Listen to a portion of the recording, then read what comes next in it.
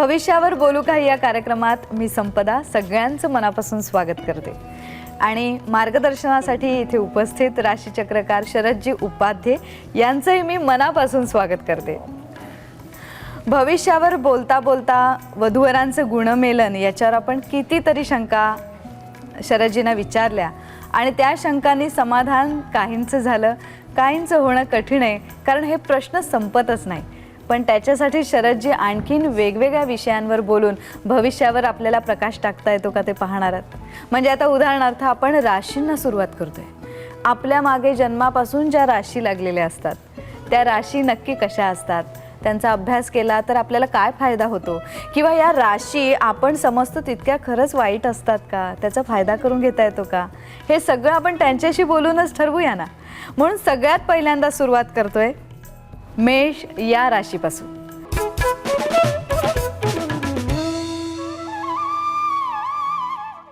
मग मेष ज्यांची राश आहे त्यांनी तर तयारीत बसाच, पण अन्य सगळ्याच श्रोत्यांना अशी विनंती आहे की खरोखर जीवाचा कान करून प्रत्येक राशीचं वर्णन ऐका, उपयोग होईल। पहिला प्रश्न मी शरदजी विचारते की गुणमेलनावर आपण बोललो, पण त्या प्रत्येक गोष्टीचं महत्त्व जितकं आहे तितकंच राशीचंही तितकंच महत्त्व आहे का? गुणमेलांना षडाष्टक घेतलाच ना, आपण राशींचा षडाष्टक असतो। पण तू विचारलं, पण सुरुवातीला आपण एक खुलासा करूया। खूप लोकांच्या मनात गोंधळ आहे, राशी नक्की कुठली धरायची। जन्मतारखेवरून एक राशी येते, नावावरून वेगळीच येते, कुंडली तिसरीच लिहिलेली असते। तर पहिली गोष्ट म्हणजे भारतीय ज्योतिष हे पूर्वकर्मानुसार म्हणजे पूर्वजन्म पुनर्जन्म मांडणार आहे आणि कर्मसिद्धांताप्रमाणे वासना मनाच्या अंमलाखाली असतात। मन चंद्र दाखवतो, चंद्रमा मनसो जाता, म्हणून चंद्र ज्या राशीत ती आपली राशी। उदाहरणार्थ आता आकडे 1 ते 12 आपल्याला माहिती आहेत। तुझी वृषभ रास आहे, तुझ्या पत्रिकेत 2 आकड्यात चंद्र लिहिला असलाच पाहिजे। कन्या रास आहे म्हणजे 6 आकड्यात चंद्र। चंद्राला एवढं महत्त्व काय आहे, तर पुन्हा जन्म का घेतला, काही तर राहिलं म्हणून, राहायचंच नाही काही, मग संत लोक म्हणतात की बस जन्म मरणापासून सुटावं, म्हणून चंद्रावरनं राशी। पेपर्समधनं इंग्लिशमधून त्या तारखा देतात, अमुक सप्टेंबर टू अमुक ऑक्टोबर ही रास, ती सूर्यावर असते अवलंबून। सूर्य एका राशीमध्ये 1 महिना राहतो, मग ते 1 महिन्यात जन्मलेली सगळीच माणसं एका राशीत, पण सन साईने आपल्याकडे धरत नाहीत। काही लोक काय म्हणतात नावावरून रास, आता माझं नाव शरद आहे आणि एकाचं नाव पण शरद आहे, राशी भिन्न असतात।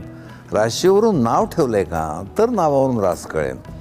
तर हा सगळा भाग पहिल्यांदा राशी कशी बघावी, तू आता मला जे विचारणार आहे ती चंद्र राशी, चंद्र ज्या राशीत ती आपली राशी हे गृहीत धरून बोलायचं।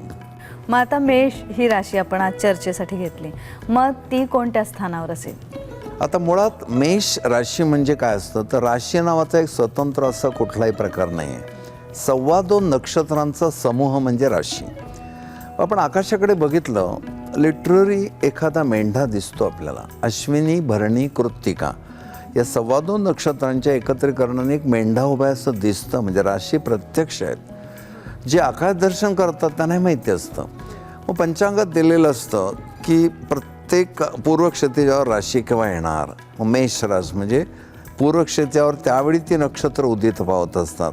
तर राशी या नंतर आल्या, नक्षत्रच खरी। मग 2.25 नक्षत्राची एक राशी, म्हणजे ज्यांची मेष रास आहे त्यांचं एक तर अश्विनी नक्षत्र आहे किंवा भरणी आहे किंवा कृत्तिका आहे, म्हणून राशीपेक्षा नक्षत्र हे जास्त प्रभावी ठरतं अनुभव येण्याच्या दृष्टीने।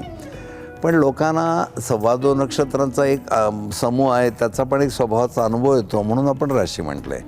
पण आपले नक्षत्र कुठले कळलं पाहिजे आपल्याला। बरोबर, पण मग जसं तुम्ही मगाशी वृषभ राशीचं सांगितलं की चंद्र 2 स्थानी असणार, तसं मेष राशीचं काय सांग?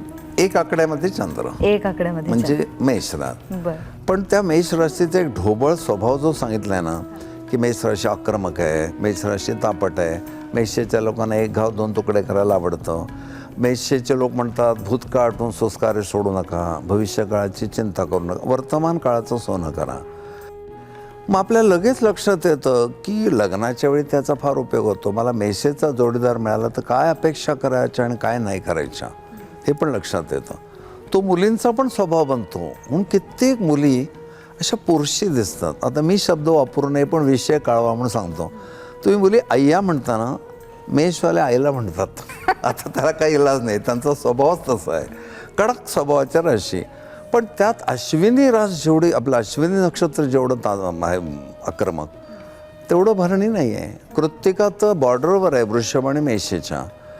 म्हणजे तुम्हाला आधी नक्षत्र बघून राशी कळतात, पण ढोबळ स्वभाव पण कळतो. गुजराती माणूस, व्यापार रस असलेला, मराठी माणूस, नोकरीमध्ये रस असलेला, असा ढोबळ स्वभाव कळतो. मेष म्हणजे एक आकडा. पण मग तुम्ही म्हणाल की 2.25 नक्षत्रांची एक राशी आणि मग तो आकार आपल्याला दिसतो, तर त्या दिसणाऱ्या आकाराशी याचं नातं असतं का स्वभावाशी? दोन्ही आहे गोष्टी. एक म्हणजे तो जो आकार दिसतो त्याचा स्वभाव, त्याचा मेंढा डोक्याने लढतो, मेंढ्याच्या ढुशी पाहिलेस तू.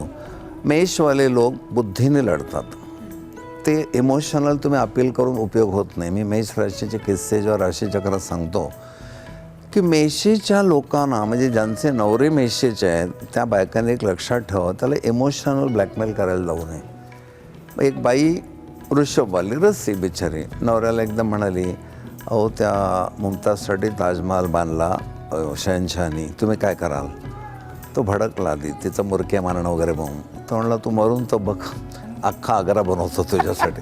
काय झालं असेल तिला? लग्नाच्या वेळी ज्योतिषानेच विचार केला नाही, दोन भिन्न प्रवृत्तीच्या लोकांना एकत्र आणलं. तशी एक मेष राशीची मुलगी होती, तिला मी म्हटलं, तू नवऱ्याला किती उलट बोलतेस, असं उद्धट उत्तरं देऊ नये, पुढचा जन्म कुत्रीचा येतो असं गुरुचरित्रात लिहिलं आहे. ती म्हणाली, 100 वेळा कुत्री होईन, याला सोडणार नाही मी. एवढ्या तयारीच्या मुली असतात या. त्यामुळे ढोबळ स्वभाव असा की मेषेत काय आहे आणि काय नाही कळतं. मेषेमध्ये तडफ आहे, थोडा आक्रमकपणा आहे. याचा अर्थ रसिकपणा असेलच असं नाही, हळुवारपणा असेलच असं नाही. मेषेचे लोक तासनतास देवासमोर बसणार नाहीत. काय स्तोत्र असेल, एक 5 मिनटं 10 मिनटं म्हणतील, देव आहे का नाही मला माहिती नाही, असला तर प्रॉब्लेम नको, एक स्तोत्र म्हटलं आहे. अशीच प्रॅक्टिकल विचारांचे लोक. म्हणून मी या तरुण मुलामुलींना लग्न ठरलेल्या खूप खोल समजावून सांगतो, हा स्वभावाचा त्याचा रंग आहे, तुम्हाला मॅच होतो का बघा. आणि मग त्या म्हणणं आहे, आवडा नाही मला वृक्ष आवडणार, मला खूप रसिक माणूस हवा आहे, मग ती नाही करत ते. तसंच व्यापारात पण होतं. जी कदाचित तुमच्या सहजीवनामध्ये राशी फार गोड नाही आहे, ती व्यापारामध्ये अतिशय यशस्वी आहे. असे सगळे कलर्स उलगडून दाखवले पाहिजेत. मग मेष राशीच्या धनबाजू आपण आधी चर्चा करूया, सगळ्या ज्या आहेत त्या, आणि मग ऋणबाजूंकडे जाऊया. तर त्यातली सगळ्यात महत्त्वाची, तुम्ही ते प्रॅक्टिकल लाईफ जगतात हे सांगितलं, त्या व्यतिरिक्त आणखीन मेष राशीची योग्य किंवा सकारात्मक बाजू पण? पहिली गोष्ट म्हणजे धनबाजूमध्ये त्यांना यश हवं असतं, त्यांना प्रत्येक गोष्टीचं प्लॅनिंग करणं आवडतं. मानवी चुकांमुळे कुठे अपयश आलं आहे वगैरे त्यांना अजिबात आवडत नाही. त्यांना प्रवासाला जायचं ना, गाडीची वेळ नक्की प्लॅनिंग करून त्याप्रमाणे स्टेशनवर जातात. त्यांचं पॅकिंग वगैरे सगळं आदल्या दिवशी रात्री झालेलं असतं. हे सगळे धनबाजू आहे. मेषेमध्ये हा जो आक्रमकपणा आहे तो प्रॅक्टिकल आहे, म्हणजे कोणावर दादागिरी करण्यासाठी नाही. आपल्याला यश मिळवायचं ना, मग थोडं काम केलं पाहिजे. मग आळस बिळस ते झटकून टाकतात, ही चांगली बाजू आहे. पण प्रत्येक राशीची ऋणबाजू पण आहे. ऋणबाजूमध्ये चिडचिडेपणा, नाहक संतापणं, दुसऱ्याच्या मनाचा विचार न करणं. पण तुला आश्चर्य वाटेल, एक न्यूट्रल बाजू पण आहे, उदासीन. धन ऋण आणि मध्ये उदासीन बाजू.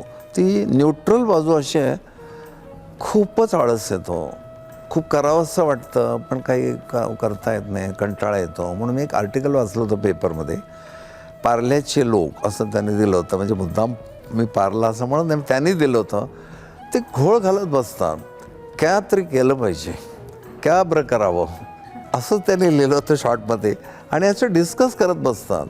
हा मेष धनबाजूवाला आहे, अश्विन नक्षत्रवाला, तो म्हणतो केल्याने होत आहे रे, आधी केलेचे पाहिजे. म्हणून मला धनबाजूचे लोक खूप यशस्वी मिळाले. त्यांचं कपाळसुद्धा असे कर फोरहेड असतं, त्यांचं करारीपणा असतो वगैरे.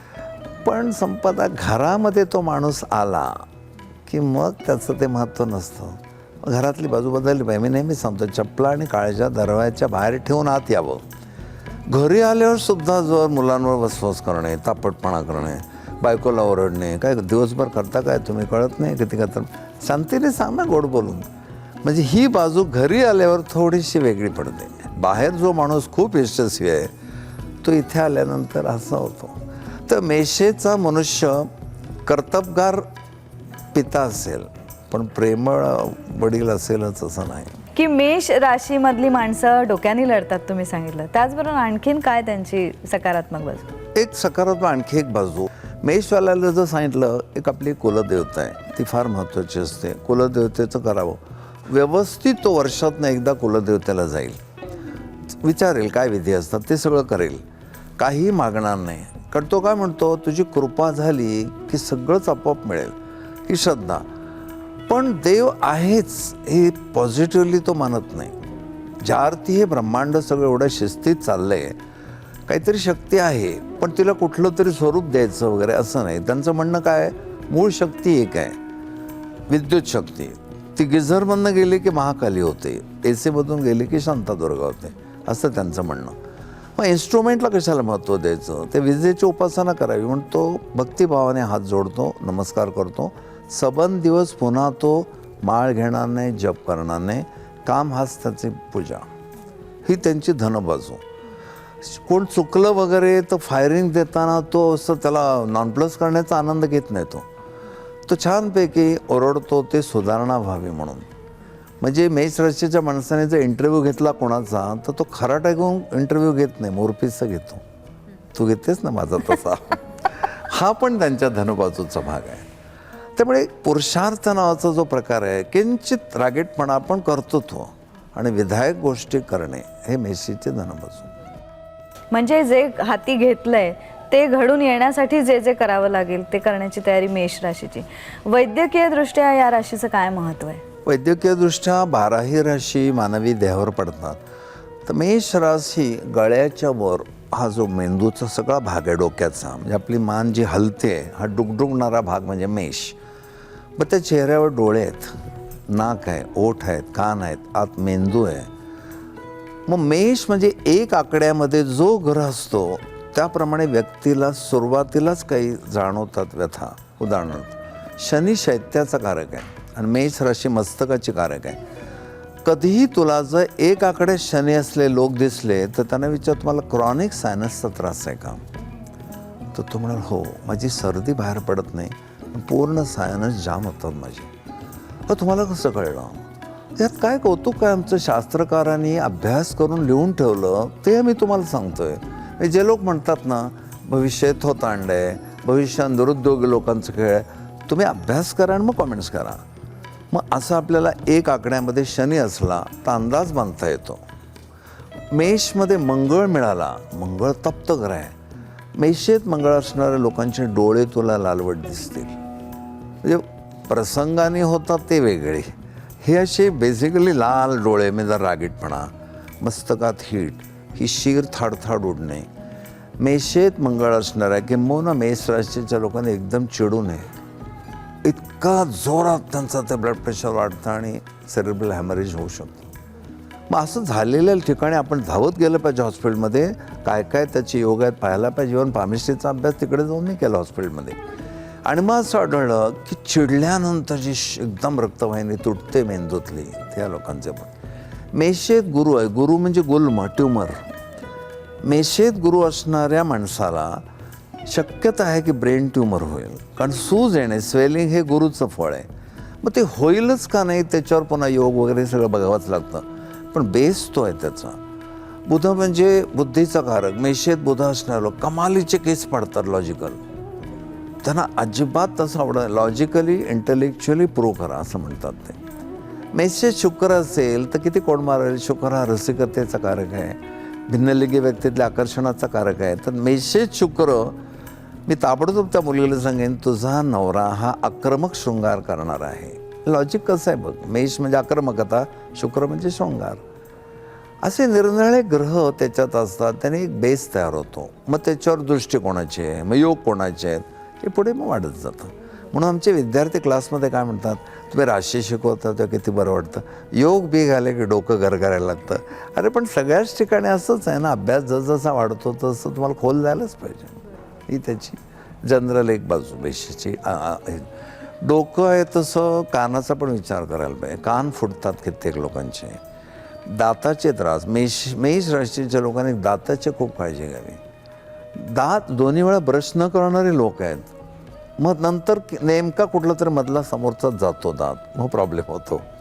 तर किती मिनटं लागतात, पण ते नाही. मग तुम्ही मेष राशीवर जन्म घेतलात ना, ह्या एवढ्या अवयवाची काळजी आहे, constant need of special care असं म्हणतात त्याला. या राशी संबंधात रंगाविषयी काय सांगाल तुम्ही? ॲक्च्युली रंग हे बरेचसे लकी कलर्स वगैरे सांगितलेले आहेत, राशींचे रंग सांगितले आहेत. आता मेषाचा एक तांबूस रंग सांगितला आहे, पण तो मेषवाल्याने तांबूस रंगाचे कपडे वापरले पाहिजेत असा हार्ड अँड फास्ट नाही. तुम्ही आकाशात जेव्हा बघता निरभ रात्री, तर आकाश दर्शन करणारे लोक असे लांब जातात, टिटवाळा, वांगणी वगैरे ह्या ठिकाणी, की अमावस्येला खास करून आकाश सगळं स्वच्छ दिसतं, तेव्हा त्यांना तिथे तांबूसपणा दिसतो. मग शास्त्रकारांनी मेषेचा रंग तांबूस किंवा लालवट दिला आहे, पण तो त्या राशीपुरता आहे. त्या माणसाने त्याचा लकी म्हणून काय अनुभव घेऊ नये. कारण काय रंग वापरून लक फेवर करणं असं आपल्याकडे कॉन्सेप्ट नाहीच आहे. तुमच्या कर्तृत्वाने तुम्ही वर यायचं असतं. आता या मेष राशीचं सख्य कोणत्या इतर राशींबरोबर असतं? साधारणपणे अग्निराशी म्हणून मेष, सिंह, धनु. तर मेषेचं सिंहेशी जमेल, धनुशी जमेल, पण त्यांना बावळटपणा अजिबात आवडत नाही, घोळ घालणं आवडत नाही. मग मेष, कन्या जमणार नाही. आणि धार्मिक राशी म्हणून मीन, तर त्यांना धार्मिकता पण अशी फारशी आवडत नाही. तो म्हणतो देव पण तुम्हाला काय सांगतो की तुम्ही उठा, काम करा. आई कुठल्या मुलाला चांगलं म्हणेल की जो बाहेर जाऊन कर्तृत्व गाजेल? पदर धरून सारखा आई आई माझं प्रेम आहे, माझं प्रेम आहे. त्यामुळे बाहेर जा, आधी काहीतरी अभ्यास कर, मोठा व्हाण, मग ये, मग माझं प्रेम मिळेल तुला. मेष राशीबद्दल आपण बोलत होतो आणि त्यातल्या धनबाजूंबद्दल, पण याच्या म्हणजे त्या पूर्ण झाल्यावर आपण उदासीन आणि ऋण बाजूंकडे जाऊया. पण सांगा कोणत्या राशीशी आणखीन सख्य असतं? आता साधारण मेष म्हटल्यानंतर रिझल्ट पाहिजे त्यांना, तर रिझल्ट देणारी मंडळी कोण आहेत? एक सिंह राशीचे लोक खूप तडफदार. धनुवाल्यांचा सुद्धा मूड असेल तर धनुचा एक जरा मूडचा एक प्रकार असतो. आणि मग अशी जी माणसं प्रयत्नरत आहेत, सतत प्रयत्न करतात, ती माणसं मेषवाल्यांना आवडतात. म्हणजे सिंह, धनु आणि कुंभेशी त्यांचं फार छान जमतं.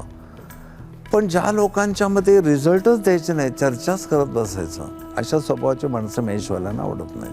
आता उदासीन राशीचे जे काही गुण आहेत त्याच्याबद्दल सांग. उदासीन म्हणजे एक्झॅक्ट कुंडलीत काय स्थिती असते सांगतो तुला. एक आकड्यामध्ये चंद्र आहे म्हणजे रासमेष आहे, पण त्याचे अंश 28 वगैरे आहेत. तर 13-20 कलेपर्यंत अश्विनी आहे, 26-40पर्यंत भरणी आहे, आणि पुढे कृत्तिका आहे. मग त्या कृत्तिका कशी बॉर्डरची राशी आहे. कृत्तिकाचा एक चरण मेष आहे, 3 चरण वृषभ आहेत. तसं हे कधी कधी कृत्तिका नक्षत्रामध्ये एक स्वभावामध्ये दोन्हीचाही भाग दिसतो. पण निश्चित स्वभाव कळल्याने कंटाळा येतो आपल्याला. एकदा कळलं ना की हा माणूस तापट आहे, आपण काळजी घेतो. हा मनुष्य खूप रसिक आहे, बरं वाटतं. पण कधी कधी रसिकता, कधी कधी आता चाबूक घेणं, मग ते कळतच नाही त्याचा स्वभाव. अशा पण द्विस्वभावी राशी आहेत. मग न्यूट्रल बाजूमध्ये खूप आत्ममहत्वाकांक्षा आहे, पण तब्येत तरी साथ देत नाही, मूड तरी साथ देत नाही, मेंदूचा IQच कमी आहे, अशी उदासीन बाजू असते. म्हणून मेषेवर जन्म घेऊन जर तुमचे मंगळ, रवी असे ग्रह बलवान नसले, तर व्यक्ती खूपच अशी मरगळल्यासारखी दिसते आपल्याला. बारीक ऑब्झर्वेशन ठेवलं ना तर आपल्याला बरोबर यांचे स्वभाव कळतात. या मेष राशीच्या चर्चेत आपण वैद्यकीय दृष्ट्या बोललो, स्वभावदृष्ट्या, नक्षत्रांचे प्रभाव किंवा ते कुठल्या स्थानी आहे, काय रंग सुद्धा आपण हाताळला. विषयाचा जोडीदार निवडणं. बरोबर. तर विषय पूर्ण अर्ध्या तासात करणं कठीण आहे, मान्य आहे मला, पण तरीसुद्धा एक आवाका आपल्याला लक्षात येऊ शकतो एखाद्या राशीचा. त्याच्याकरता आज आपण इथे हा पूर्ण आवाका करून थांबतो आहोत. नमस्कार.